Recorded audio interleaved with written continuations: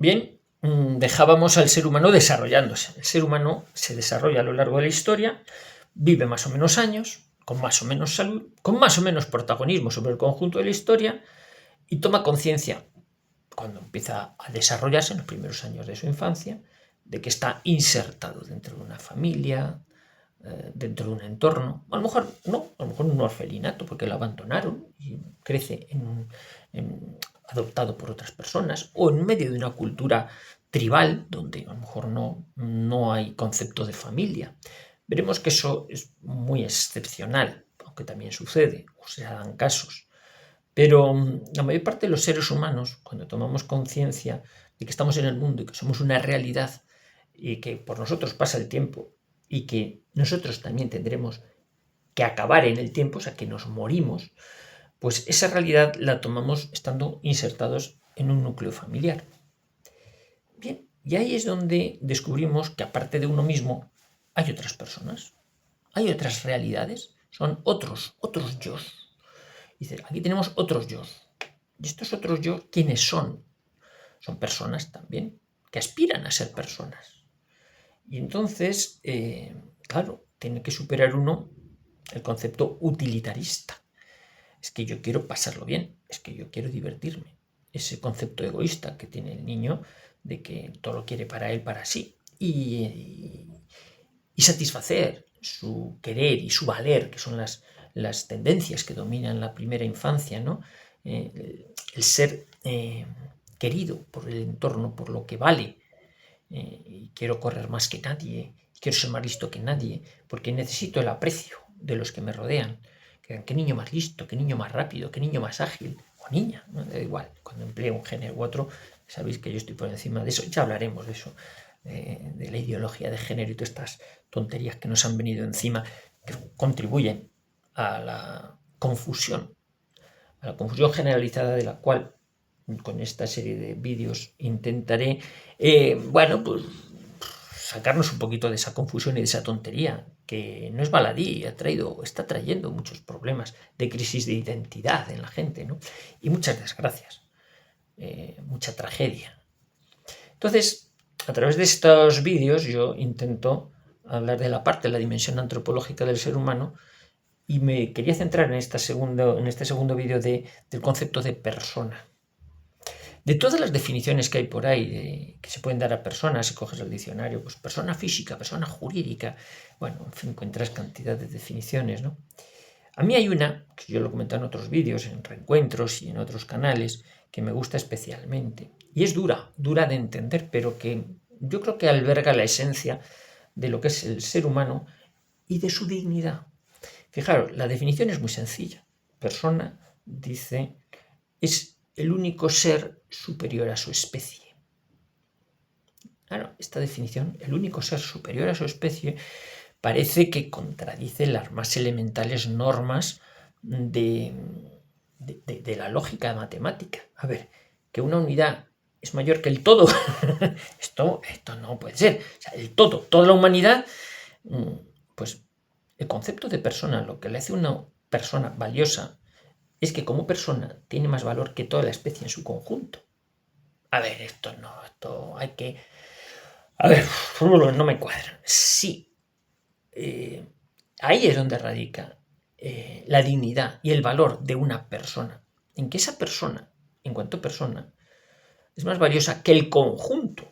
Y fíjate que el conjunto está hecho de muchas personas. Bueno, pues si cada persona la aíslas, la sacas, sí, cada persona es más valiosa que el conjunto. ¿Esto qué quiere decir? Llama mucho a la parte de la moral. Cuando, por ejemplo, en el voluntario indirecto y entonces estas crisis que se forman de, entonces tú qué matas, a una persona o a 20. Yo no mato a 20 personas, no mato a una persona. Dice, no, pues, tienes que elegir, cuando te dan esto, elegir el mal menor. Una o... No, es que yo no puedo matar a una persona. Yo no puedo hacer daño a una persona. Pues es que a cambio, para que no... Tienes que cargarte 1.000.000. Pues 1.000.000 es mucho. 1.000.000 de personas. 1.000.000 frente a uno, pues valdrá más 1.000.000 que uno. No me digas, esto es lógica, vamos, lo entiende cualquiera. En el aspecto ontológico, no. En el aspecto ontológico no es así. El valor de una persona es mayor que el de toda su especie. porque el ser personal le da un carácter de dignidad que no tiene el conjunto. La sociedad en su conjunto es respetable, pero no tiene la dignidad. O sea, cuando Jesucristo, la segunda persona de la Santísima Trinidad, se hace hombre, viene a redimir al hombre, viene a redimir a la humanidad, pero en cada individuo. No viene a redimir al conjunto, viene a redimir a cada persona. O sea, apelar al carácter individual de la persona tiene su sentido. Es difícil de comprender, es difícil de aceptarlo, pero fijaros que no se salva a la gente en su conjunto. Las medidas no tienen que ser aplicables al conjunto, sino que hay que individualizar. Cada persona es la que es digna de mérito o de demérito, de culpa o de el mérito y el demérito, o lo que sería el delito, es personal, no es del conjunto.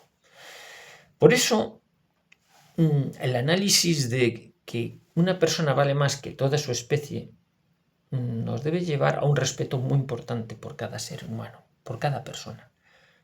Indudablemente, todos estamos integrados dentro de una sociedad, de una cultura, pero la sociedad en su conjunto no es más valiosa que una sola persona. Bueno, darle un poco vueltas, pero en la filosofía del respeto al ser humano está esa base, el carácter personal. Por eso una persona sí se merece respeto. El respeto también en la sociedad, pero la dignidad es personal. El mérito es personal. La culpa es personal. No se extiende al colectivo. Sí, se habla de pecado social o de pues un delito colectivo. Siempre se van buscando responsabilidades individuales, porque diluir la responsabilidad individual en el conjunto entraña, a veces esconde la cobardía, igual que los reconocimientos colectivos. Yo recuerdo una ocasión cuando estaban dando una condecoración militar a un conjunto, a un regimiento, pues que fue muy heroico en un comportamiento, una batalla, fue ampliamente masacrado, ¿no? Y algunos de los que habían estudiado con detenimiento el comportamiento del regimiento, pues sí, la mayor parte de ellos murieron heroicamente.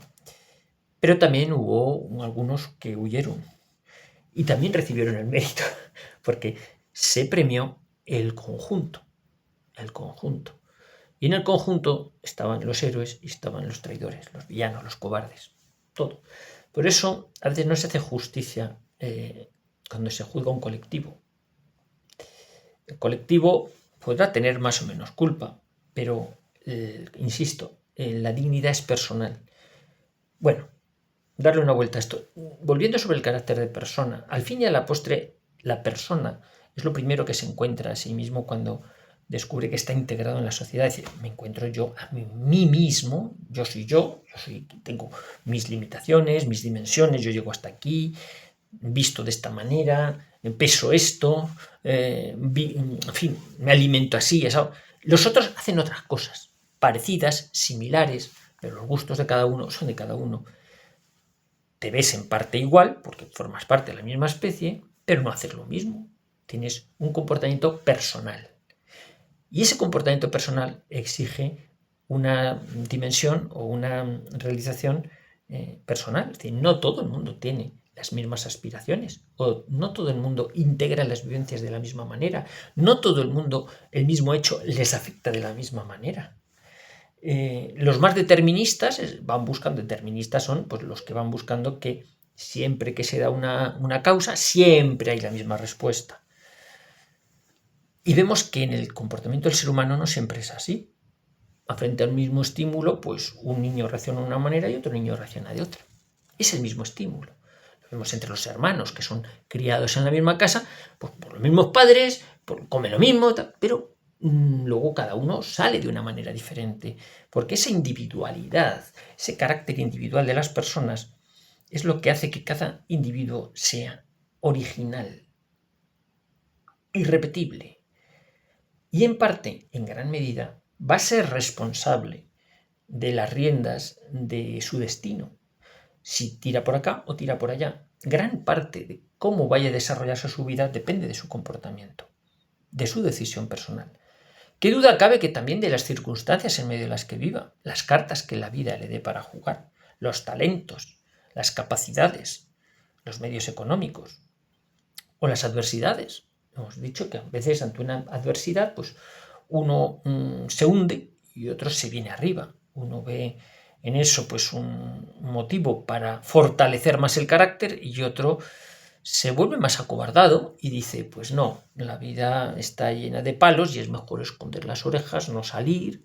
¿Y por qué? Te van dando palos que hacen daño. Y entonces, como uno no está dispuesto a sufrir en su corazoncito, pues evidentemente se agazapa, se pone una coraza alrededor y desarrolla pues una actitud pues, más introvertida.